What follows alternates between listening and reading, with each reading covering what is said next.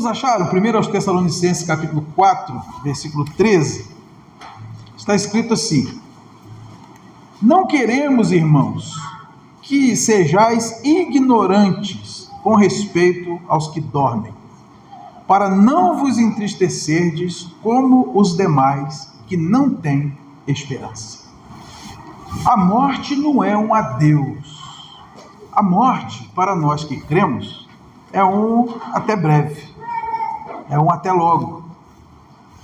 Mas, para aqueles que não creem, né, a simples menção da palavra morte, ela é aterrorizante, porque traz a realidade do medo, da apreensão, do desespero. É por isso que a Bíblia diz que nós não devemos desconhecer a realidade daqueles que partem antes de nós, porque ficaremos entristecidos e ficaremos sem esperança. A verdade bíblica é que Deus não criou o homem para a morte. Nós lemos, por exemplo, em Ezequiel, capítulo 18, versículo 32, que Deus não tem prazer na morte de ninguém. A morte é uma intrusa na vida do homem. Deus criou a cada um de nós para a vida e não para a morte. Está escrito lá em Romanos, capítulo 5, versículo 12, que a morte entrou por causa do pecado de um homem. E da mesma forma, a Bíblia diz também que a morte será retirada de nós pelo sacrifício de um outro homem, e esse homem é Jesus. Então, para quem crê na Bíblia, a morte é apenas um até breve, porque nós temos certeza de que haverá um reencontro na eternidade. Para quem não crê, aí a morte é dolorosa, porque aí sim é um adeus. Para quem não crê, aquele momento do velório, do sepultamento, é a última oportunidade de ver aquela pessoa querida. Ela não acredita que tem mais alguma coisa depois da morte. É por isso que a gente vê o terror. Quando vamos ao sepultamento de alguém que crê, de famílias que creem, nós vemos tristeza, nós vemos choro, nós vemos ali lamento, mas nós vemos paz, nós vemos consolo, vemos conforto. Mas quando nós vamos ao sepultamento de pessoas que não creem, a gente vê terror, pessoas desmaiando, pessoas gritando, pessoas querendo se julgar dentro da sepultura. Então nós não podemos desconhecer o que a Bíblia diz sobre a vida, sobre a morte, sobre o que vai acontecer depois. O apóstolo Paulo chega a dizer para nós, irmãos, lá em 1 Coríntios 15, 19, que se a nossa esperança em Cristo se resume apenas a esta vida, nós somos os mais infelizes de todos os homens. Talvez nós sejamos as mais infelizes de todas as criaturas, porque até os animais que não têm consciência da morte vão viver mais em paz e mais tranquilos do que nós. Então eu queria reafirmar para os irmãos algumas coisas que a Bíblia diz sobre isso. Primeiro, a Bíblia diz para nós que esta vida não é tudo que há. Em Hebreus 13, 14 diz: na verdade, não temos aqui cidade permanente, mas buscamos a que há de vir. Em comparação com a eternidade, irmãos, a vida na terra é muito breve. A nossa Bíblia diz que um dia para o Senhor é como 1000 anos, e 1000 anos como um dia. Então, viver 70, 80 anos aqui no mundo, em comparação com a eternidade, é muito pouco tempo. As metáforas da Bíblia sobre a vida humana, elas representam a brevidade. A Bíblia diz que nós somos pó, está lá em Gênesis 3,19. A Bíblia diz que nós somos como a erva e como a flor da erva, está em 1 de Pedro 1,24.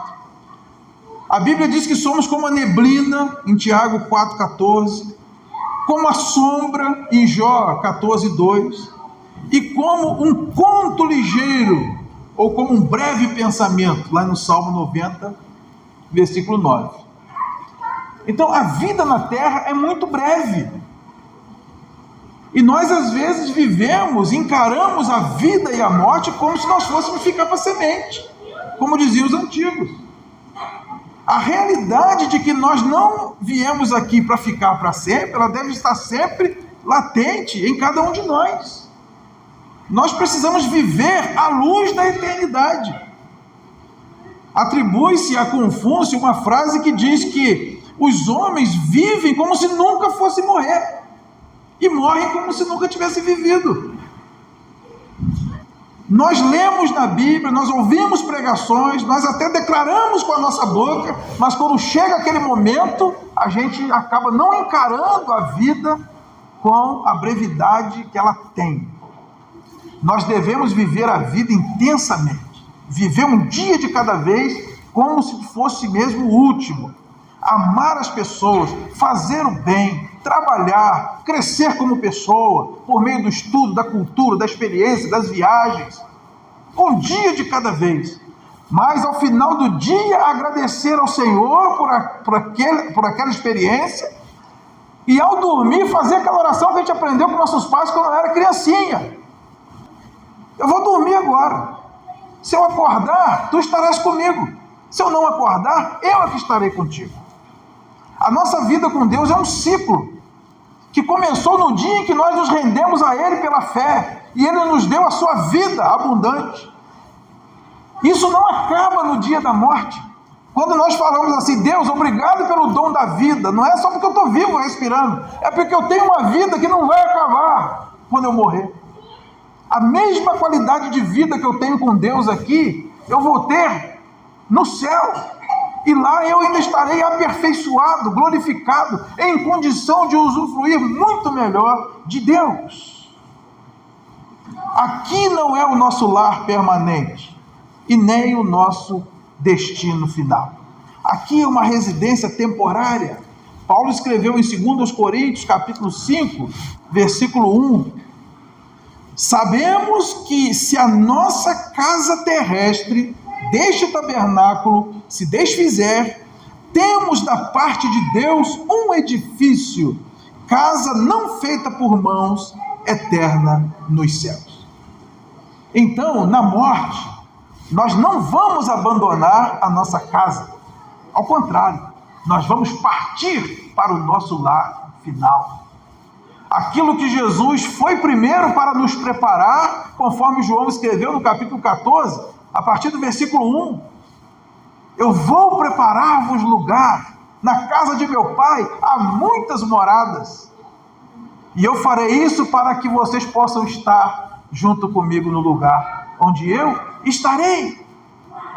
Nós ainda não chegamos em casa, nós estamos peregrinando, como o povo de Deus peregrinou do deserto para depois entrar na terra de Canaã.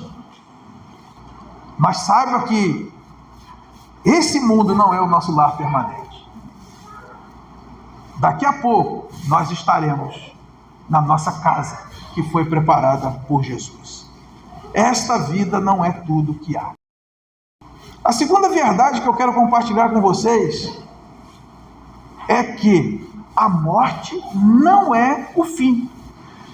No Evangelho de João, capítulo 11, versículo 26 diz: todo o que vive e crê em mim não morrerá eternamente. E ele termina com uma pergunta: crês isto? Você acredita nisso? Que todo aquele que crê em Jesus não morrerá eternamente? Então vamos chorar de saudade e nada mais. Porque a morte não é o fim de nada. A morte não põe nada a perder. A morte não é um adeus. A morte é um até breve. A Bíblia fala de 3 tipos de morte: a morte física, a morte espiritual e a morte eterna. Quando há a separação da alma do corpo, acontece a morte física. E a morte física, ela é consequência da nossa rebelião lá atrás. E ela é para todos, para crentes e não crentes. A morte espiritual é um estado. É aquela pessoa que está vivo fisicamente, mas está separado de Deus, então ele não tem a vida de Deus, aquela vida abundante. Então, eu posso passar pela morte física, mas se eu estou em Cristo, eu não passarei pela morte espiritual, porque eu estou vivo em Cristo. A morte física é para todos, mas a morte espiritual é só para quem não quer a redenção dos seus pecados em Cristo Jesus. E tem a morte eterna. A morte eterna é o destino de todo aquele que passa pela morte física estando em morte espiritual. A morte física é o limite que Deus colocou para o homem se arrepender. Pode ser os 44 do segundo tempo, pode ser no último fôlego de vida. Se alguém se render com sincero coração, Deus perdoa. Aquele ladrão que foi crucificado ao lado de Cristo é exemplo disso. Não foi batizado, não frequentou a igreja, não deu dízimo, não fez classe de catecúmenos, não realizou obra alguma. Ele se arrependeu na cruz morreu, foi sepultado, mas Jesus disse: hoje estarás comigo no paraíso, porque a salvação não é pelas obras, é pela graça e pela fé. Agora, quando há morte física, na nossa Bíblia não há um raio de esperança de que a gente possa fazer alguma coisa aqui para mudar a condição de uma pessoa depois que ela parte. É por isso que nós pregamos o evangelho do arrependimento, o evangelho do reino de Deus, para que as pessoas mudem a sua condição espiritual antes da morte física, para que elas não entrem na morte eterna.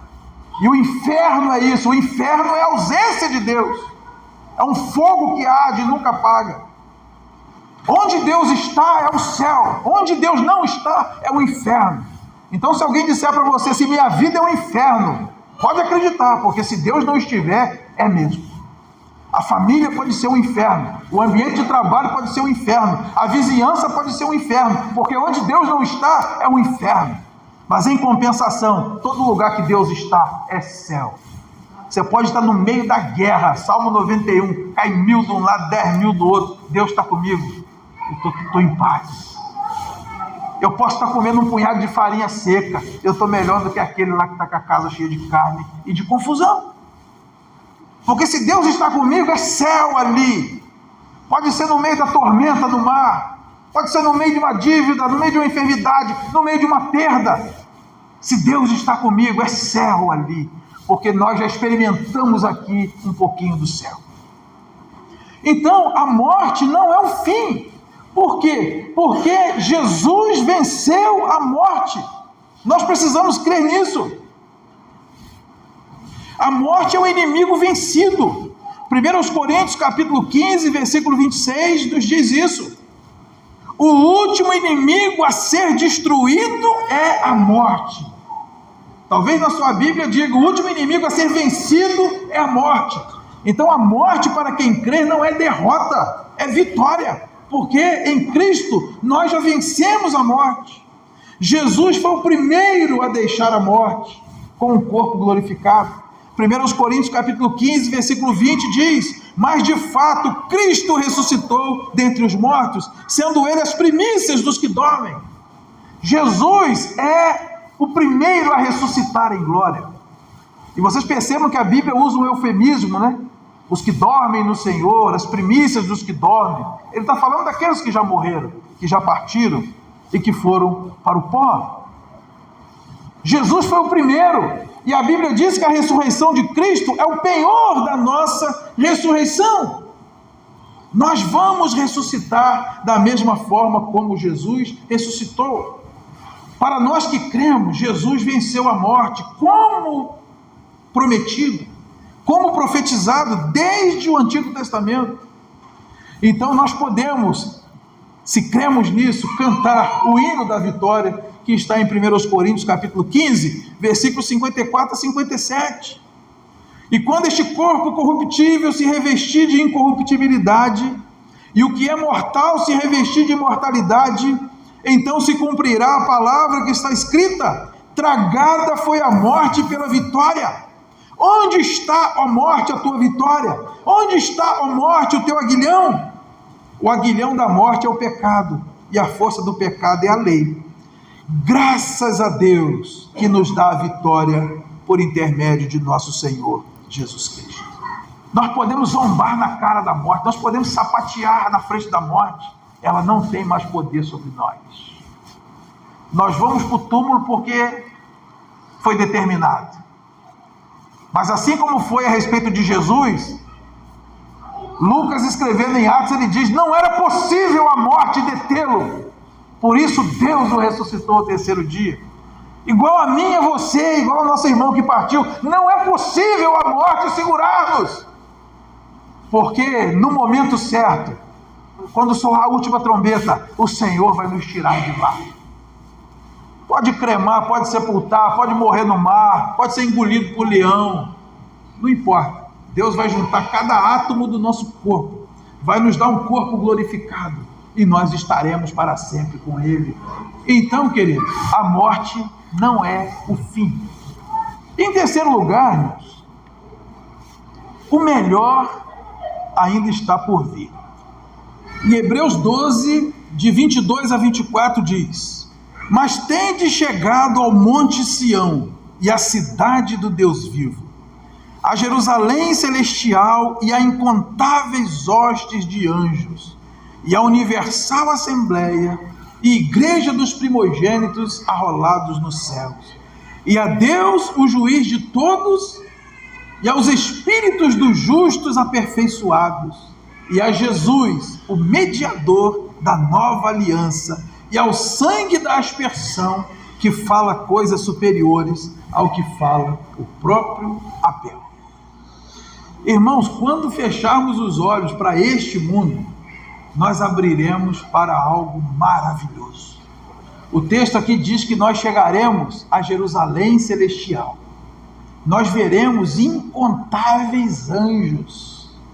Nós estaremos com os irmãos que partiram antes de nós, a universal assembleia daqueles que estão arrolados no céu, que só Deus conhece. É a igreja invisível, tirada aí de todas as igrejas que existem na face da terra. E principalmente, como nós cantamos aqui, nós contemplaremos a face do nosso Deus e do nosso Senhor Jesus Cristo. Primeiro eu quero ver meu Salvador. A Bíblia diz que a nossa morada eterna, ela é toda feita de pedras preciosas. Apocalipse capítulo 21, de 16 a 27, diz assim, a cidade é quadrangular, de comprimento e de largura iguais. E mediu a cidade com a vara até 12.000 estádios, o seu comprimento, largura e altura são iguais. Mediu também a sua muralha, 144 côvados, medida de homem, isto é, de anjo. A estrutura da cidade é de jaspe.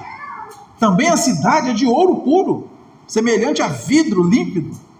Os fundamentos da muralha da cidade estão adornados de toda espécie de pedras preciosas. O primeiro fundamento é de jaspe, o segundo de safira, o terceiro de calcedônia, o quarto de esmeralda, o quinto de sardônio, o sexto de sárdio, o sétimo de crisólito, o oitavo de berilo, o nono de topázio, o 10º de crisópraso, o 11º de jacinto, o 12º de ametista.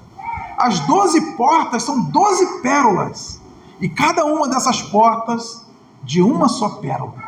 A praça da cidade é de ouro puro, como vidro transparente. Nela não vi santuário, porque o seu santuário é o Senhor, o Deus Todo-Poderoso e o Cordeiro.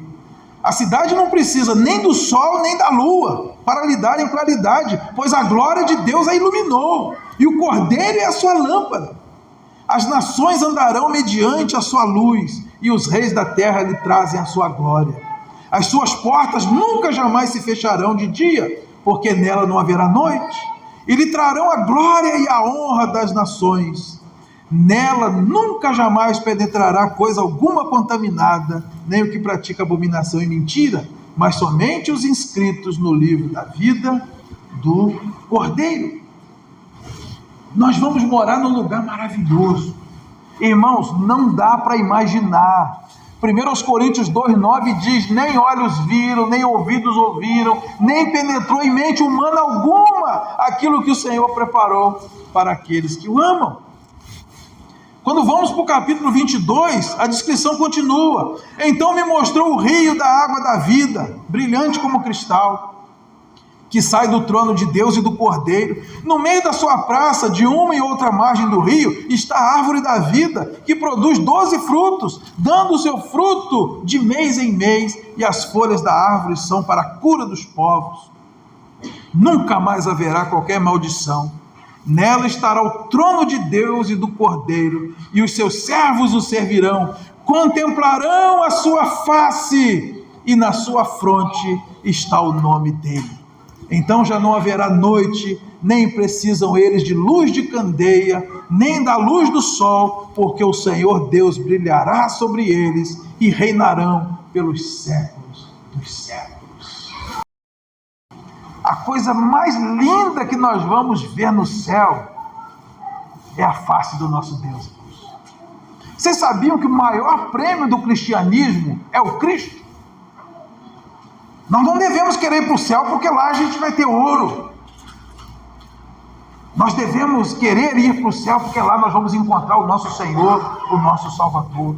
Estaremos na presença do Pai, do Filho e do Espírito Santo. Paulo escreve isso também em 1 Coríntios, no capítulo 13, versículo 12. Porque agora vemos como em espelho, obscuramente. Então veremos face a face. Agora conheço em parte, então conhecerei como também sou conhecido. Quando chegarmos no céu, nós vamos contemplar o nosso Salvador face a face. E nós vamos poder agradecê-lo pessoalmente por tudo que ele fez. Porque ele nasceu, ele viveu, ele sofreu, ele morreu e ele ressuscitou para que nós pudéssemos estar lá. Isso é maravilhoso. E por último, irmãos, nós vamos rever nossos irmãos que partiram. Nós cremos num céu consciente, onde nós vamos estar na presença de Deus, sabendo inclusive quem nós somos. A Bíblia chama os crentes pelo nome. Eu vou dizer aqui alguns nomes da Bíblia que nós temos certeza que estão no céu. Primeiro, Enoque. Enoque nós temos certeza que está no céu, porque está escrito em Gênesis 5:24. Deus o tomou para si. Nós temos certeza também que Abraão, Isaque e Jacó estão no céu. Porque lá em Mateus 8:11 diz que muitos virão do Oriente e do Ocidente e tomarão lugar à mesa, com Abraão, com Isaque e com Jacó. Moisés e Elias, nós também temos certeza que estão no céu, porque lá em Mateus 17:3 eles se transfiguraram para Cristo. Lázaro, aquele mendigo que estava à porta de um homem rico, ele também está no céu, porque Lucas 16:22 e 23 diz que Lázaro morreu e foi levado pelos anjos para o seio de Abraão. Aquele ladrão convertido na cruz, também nós temos certeza que ele está no céu. Lucas 23:43, Jesus disse: hoje mesmo estarás comigo no paraíso. E muitos outros irmãos, nós temos certeza que eles estão no céu. E muitos irmãos nossos que partiram, nós temos uma viva esperança de que eles estão no céu. Certeza nós não temos, porque cada um só pode ter certeza de si mesmo. Mas pelos frutos nós conhecemos as árvores, então a gente tem esperança. Tem irmãos que partem que você tem uma esperança viva de que nós vamos reencontrá-los na glória, porque nós saberemos quem nós somos. Lá no céu, Abraão é Abraão, Isaque é Isaque, Jacó é Jacó, Lázaro é Lázaro. Então, já pensou você poder conversar com Noé, ele explicar como é que foi o dilúvio, como os animais ficaram na arca? Você perguntar para Abraão como é que foi você deitar seu filho ali? A nossa trajetória com Deus, nossas reuniões de oração, nossos momentos de louvor, os momentos em que nós fizemos algo para Deus, isso tudo nos acompanha. Todas as obras que nós fazemos e que dão glória a Jesus, Apocalipse diz que isso nos acompanha. A presença de Deus. Então nós teremos muita história para contar e muito tempo para contar a história. Então, irmãos, isso vai ser maravilhoso. Nesse texto que nós lemos de 1 Tessalonicenses, capítulo 4, a partir do verso 13, Paulo diz: irmãos, vocês não podem ignorar essa realidade. Vocês precisam saber o que acontece com os que dormem, para não vos entristecerdes como os demais que não têm esperança. Aí no final, no verso 18, ele encerra dizendo assim: consolai-vos, pois, uns aos outros com estas palavras. Quando a gente começa a enxergar a morte à luz da Bíblia e à luz do contexto geral, irmãos, nós não temos motivo para chorar além da tristeza normal. É motivo agora para seguir em frente, para honrar a memória do que se foi. O crente deve analisar a morte à luz da vida, como promoção, como prova do amor de Deus e do poder de Deus que venceu a morte e nos dá a vitória. Nesse mundo aqui, que é a nossa morada transitória, nós podemos até ter alguns momentos felizes, mas é um erro fatal pensar que a meta de Deus para a nossa vida é a prosperidade material ou o sucesso pessoal aqui e agora. Jamais nos sentiremos plenamente satisfeitos na terra, porque há algo muito maior e melhor preparado para nós quando fecharmos os olhos neste mundo.